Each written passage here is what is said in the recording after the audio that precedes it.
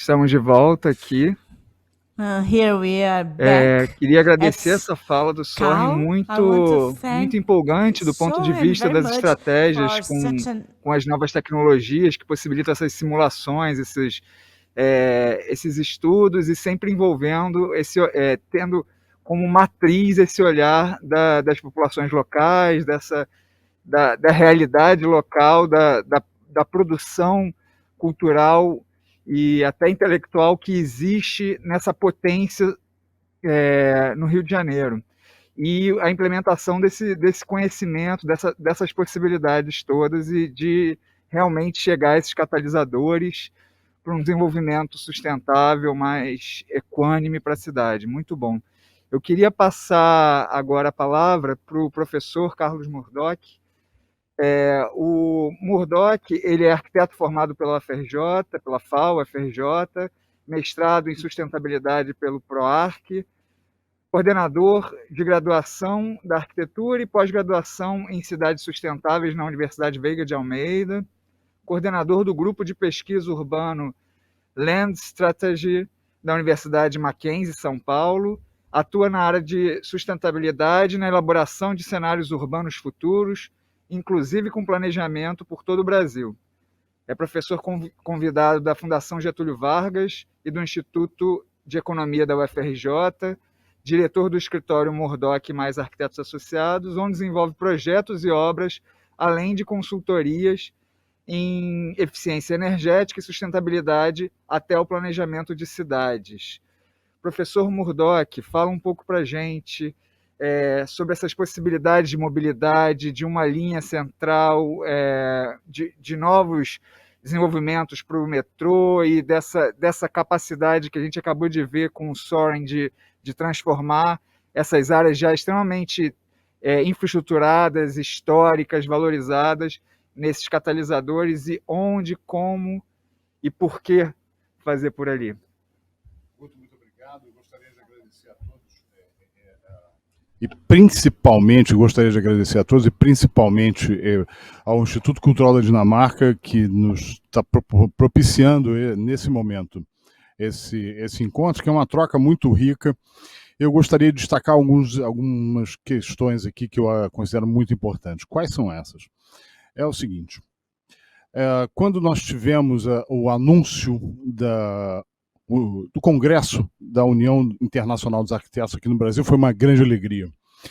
E, ao mesmo tempo, dentro de todos nós tivemos algum medo, uma espécie de incerteza, quando iniciou-se o período pandêmico e o Congresso foi adiado.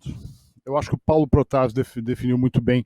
Nesse momento, nós podemos repensar esse Congresso, entendermos que estamos começando uma nova fase no mundo, uma fase pós-pandêmica e que, ao mesmo tempo, com toda a crise, nós temos a oportunidade de sairmos melhores. Então, não acho que nós estejamos fazendo um congresso na pandemia, e sim, talvez, fazendo o primeiro congresso e muitos congressos que poderão ser muito mais democráticos e alcançar a um número muito maior de pessoas. Nesse sentido, eu sou muito grato aqui ao professor Pablo Benetti, do CAL. Eu estou muito honrado de estar nessa mesa. Eu gostaria de colocar, que vocês colocassem a apresentação, porque eu vou contar uma historinha. Eu espero que todo mundo se divirta. Acho que a gente pode ir adiante, né? Nesse momento, o que se apresenta? Eu acho que todos nós, todo mundo, ele tem uma certa incerteza de como sairemos dessa fase pandêmica. A economia, ela cresceu, a angústia aumentou nas pessoas, a incerteza do emprego, a incerteza da economia, tudo isso está acontecendo cada vez mais, né? Nós estamos num grande momento de inflexão. Nós temos duas saídas. Ou nós nos reinventamos, ou simplesmente deitamos e choramos. E assim, a nossa vida na Terra se encerra. Eu acredito plenamente na capacidade da civilização. Eu acredito que nós passamos a usar a tecnologia de uma maneira inteligente, e este simpósio é exatamente um exemplo disso, ou seja, como surpreendentemente, pessoas de todo mundo estão pensando coisas similares e com propostas extremamente competentes e criativas, como acho que acabamos de ver com a experiência de Copenhagen e da proposta aqui para o centro do Rio. Pode passar adiante, por favor. No Rio, o que precisamos emergencialmente de quê? Geração de empregos e recuperação econômica. Por que isso é óbvio, né? Todos sabemos disso. Mas qual é a questão que se apresenta? O Rio de Janeiro já vinha, de certa maneira, num momento decadente. Decadente como assim? É um fim de um ciclo. Eu acho que o nosso querido Paulo Protásio, que acabou de falar, ele comentou muito bem. O Rio de Janeiro nasceu para ser capital. Só que não somos há mais de 60 anos. E ainda temos essa questão. Só que nos reinventamos? Acho que não. Eu acho que nós mesmos, a nossa soberba, ela foi responsável também por esse processo de crise que nós entramos. E nesse momento nós temos que reencontrar a nossa verdadeira vocação. Sim, de capital de cultura, sim, da capital mundial da arquitetura, porém da inovação, da tecnologia e da criatividade. Vamos adiante. Olhando um pouco para o passado, quando em todo período de crise, o que nós aprendemos? A capacidade da construção civil e do investimento também público e privado, mas principalmente da articulação pública, de criar investimentos e criar condições, primeiro impulso ou trigger, de disparar o gatilho da retomada econômica. Nós observamos isso em 29, pode ir adiante. Logo após a Segunda Guerra Mundial, vários investimentos, apenas um exemplo do Plano Marshall, e pode ir adiante. Estamos observando agora, com o novo New Deal, Green New Deal, né, uma nova retomada de investimentos, capitaneada também, inclusive, pelos Estados Unidos. Europa também já tá pensando dessa mesma maneira. Por quê? Pela capacidade de obras gerarem empregos de uma forma imediata, de retomarmos a economia. Portanto, o Rio de Janeiro precisa de grandes investimentos. Grandes investimentos como em mobilidade, na centralidade, do bairro da Central, como o Soren acabou de comentar na palestra anterior. Nós precisamos de um movimento disruptivo e de ruptura na nossa história. Pode ir adiante, por favor. Como esse aqui é um congresso internacional, eu gostaria de contextualizar um pouco o Rio de Janeiro. Né? O Rio de Janeiro, ele existe por um motivo muito interessante. Né? Ele está longe de ter o melhor território para se montar uma cidade. Porém, ele é um dos 4 portos naturais que a cidade tem. O que é um porto natural? É um lugar onde dá para atracar os barcos com maior tranquilidade. E a Baía de Guanabara, ela tem uma característica de fácil proteção, porque ela tem uma entrada, a boca da baía é uma boca estreita. Tá? Ou seja, pode ir adiante, por favor. O Rio de Janeiro, ele nasce do mar. E, de certa maneira, durante muito tempo, ele virou as costas para o mar.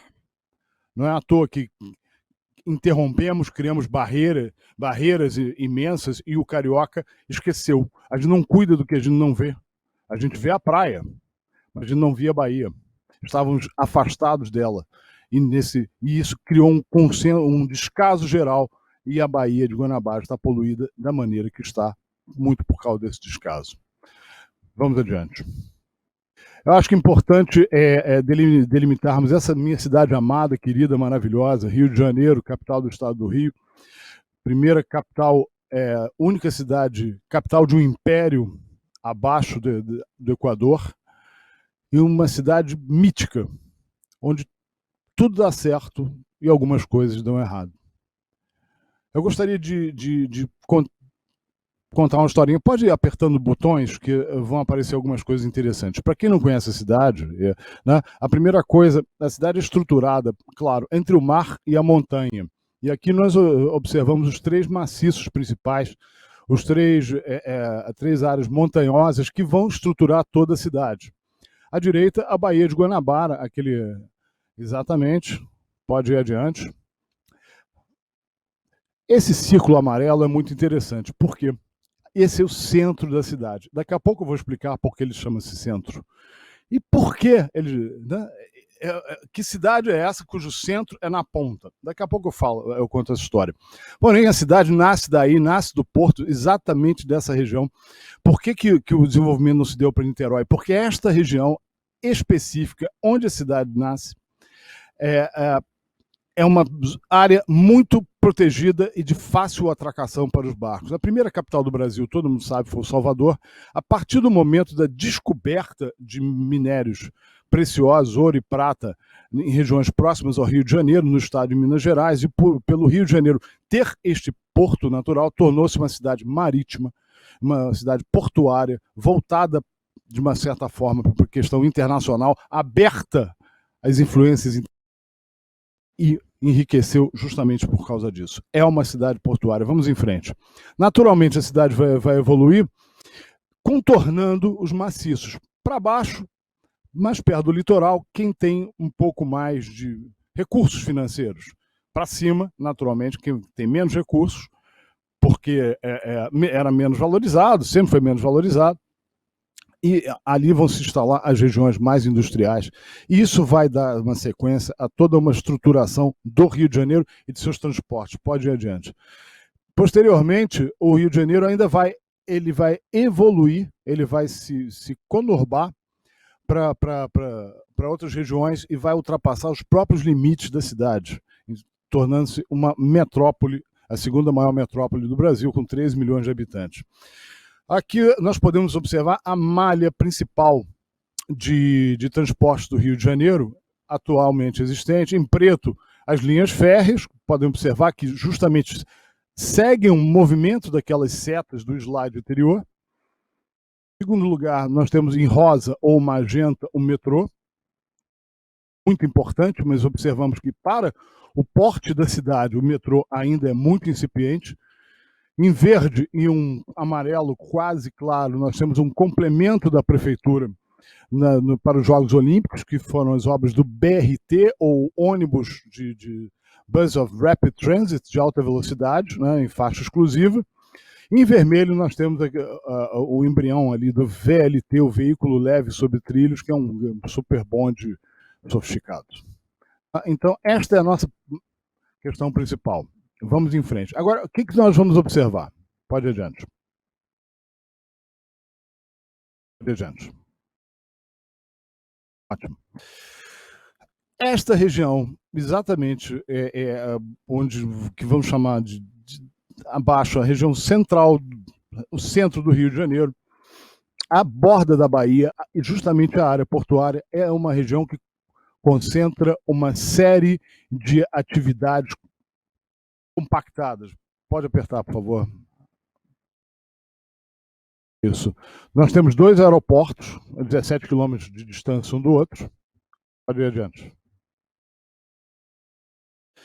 Nós temos ali a cidade universitária e a UF em Niterói. E em laranja nós temos a zona portuária. Pode ir adiante. Aqui são todas as universidades da região. Nós temos os pontos de saúde, hospitais, uma concentração enorme. E nós temos uma concentração grande de áreas culturais, ou seja, não é à toa que, sendo este o marco zero da cidade, nós temos uma concentração maior nesse momento. Então, vamos parar por aqui um instante, vamos pensar uma coisa. O Rio de Janeiro, oficialmente, a cidade tem por volta de 6.800.000 pessoas, ele vai parar de crescer em 2030 com 7 milhões de pessoas, a partir daí ele vai começar a decair, a decrescer, nós vamos esvaziar. Por outro lado, nós temos uma necessidade de sustentabilidade, sendo contrários hoje em dia ao modelo de desenvolvimento antigo, que era extremamente horizontal, era extremamente afastado, o que cria uma cidade muito cara. Inclusive, nosso último plano diretor, ele apontou para essa região, para um crescimento horizontal. Neste momento, o que se percebe é uma necessidade da compactação da cidade, ou seja, que a oferta de imóveis retorne cada vez para as áreas mais centralizadas e mais abastecidas de quê? Infraestrutura, equipamentos urbanos, transporte e acesso. Então, é natural que a prefeitura esteja, já deu um grande passo no momento anterior com Porto Maravilha e agora está dando um passo gigantesco com o programa Reviver Centro, que, por sua vez, procura, além de revitalizar o centro, né, mudando o seu padrão de funcionamento de monofuncional para um padrão plurifuncional, ele esteja querendo atrair também os jovens que estão em casa, que estão presos muitas vezes por não terem recursos, e todo o mercado imobiliário para a região da central da cidade. Então, mais do que nunca, se faz necessário que nós reforcemos nosso embrião, a nossa gênese, o nosso núcleo. Daí, pode ir adiante, daí o conceito de melhorar essa conexão. Essa é a rede de transportes existente, pode ir adiante. E em amarelo nós observamos a linha de metrô que estamos propondo. E o que justifica essa linha de metrô? Primeiro, reforçar este corredor, que não chega a ser uma espécie de um corredor, é uma espécie de um C recheado de eventos e equipamentos urbanos. Né? De cima para baixo, falando de novo. Em rosa, Aeroporto do Galeão, abaixo dos maiores centros universitários da América do Sul, a Ilha do Fundão, onde está localizada a UFRJ, e convivendo com comunidades como a Favela da Maré. Nós temos aqui no Rio de Janeiro essa característica dos grandes contrastes. Temos o Caju, que é uma cidade isolada da cidade nesse momento, com vocação portuária, mas acima de tudo também com uma vocação de reciclagem e desenvolvimento de tecnologia sustentável. Abaixo disso, o Porto Maravilha e a região central. Do outro lado, nós temos ali a UF. E a questão que se pergunta é, será que não é o momento de nós retomarmos a linha, pode ir adiante, por favor, a linha de metrô, o projeto original da linha de metrô para Niterói? O que nós pretendemos fazer? Essa linha, que vou chamar apelidada de 2A, que nesse slide nós estamos observando as paradas, nesse momento, sem hierarquia de paradas mais importantes ou menos importantes, ela vai atingir aproximadamente 1.800.000 pessoas. Chegando em Niterói, nós podemos plantar a semente de um Rio verdadeiramente metropolitano. Pode ir adiante. Aqui nós temos uma análise de raio de caminhada de 1 quilômetro, dá mais ou menos 12 minutos, para fazer uma análise da população que está sendo beneficiada. E qual é a proposta? A proposta é que essa linha, que vamos chamar de linha Galeão metrô Ilha, né? ela conecte, inclusive, ao Santos Dumont. Algumas paradas são estratégicas, porque ela passa no meio de comunidades, ela para na Favela da Maré, fazendo uma inclusão. Por que não? Uma inclusão democrática. Isso é uma das preocupações que nós temos, conectando ao FRJ, ao centro, via metrô. Temos outras oportunidades aí para mostrar também. Pode ir adiante. Como financiar? Como é que a gente paga essa história? Como é que a gente pode dar o ponto zero? Eu gostaria de fazer uma observação. Qual é a descrição do modelo atual? Você vai lá, você paga impostos e isso vai várias esferas, municipal, federal, estadual, você não sabe, a gente não sabe exatamente, né? As regras são muito complicadas dos impostos. Então, o poder público, ele acumula esse dinheiro e reverte em serviços ou não para você. Né? Esse é o modelo atual, ou seja, a gente deposita num grande caixa único e esse caixa único, ele não retorna. A gente é decidido pelo poder público por quem você elege. Vamos em frente. Qual é a proposta? Nós fizemos uma pergunta ao Ministério Público se nós poderíamos trocar dívidas de algumas empresas gigantescas, não vou aqui citar o nome, por obras públicas. E sim, de fato, esta resposta foi positiva. Vamos adiante. Ou seja, nós podemos trocar dívidas de empreiteiras que estão devendo, por exemplo, 3, 4 bilhões por obras de metrô. Aí vocês vão me perguntar, quanto custa esse metrô? Se a linha 4 custou 4 bilhões, nós fizemos um levantamento do custo de metrô médio e nós chegamos à conclusão que, neste momento, ele está avaliado em 3 bilhões e meio a 4. Por quê? Por que tão mais barato assim, apesar de ser maior? Porque boa parte dele pode e deve ser de superfície, o que barateia imensamente. A parte subterrânea, inclusive, podemos pensar até em pegar uma faixa do túnel Marcelo Alencar, uma vez que o metrô vai desafogar a necessidade do fluxo de automóveis. Né? E como é que então funcionaria esse modelo proposto? A empresa X está devendo 4 bilhões ao governo. Para ela, né, quanto custa essa obra? 4 bilhões, olha que coincidência, coisa interessante. Para ela, esse custo da obra, na realidade, não é esse. É muito menor. A gente sabe, deve custar entre 2 bilhões e meio, ou até 3. E o resto ela embolsaria de lucro. Então, isso é bom para quem? Isso é bom para a empresa, que pode voltar a operar. É bom para o país, para o governo, para o estado e para a cidade, porque volta a gerar emprego. Isso é bom para o cidadão, que, na realidade, ele passa a ter um serviço sem desembolsar praticamente nada. É um jogo do ganha-ganha histórico. Aonde, e o melhor, esse dinheiro não necessariamente precisa passar pelo governo, pela caixa preta. Não precisa passar, não vai passar. Fundo eleitoral, por exemplo.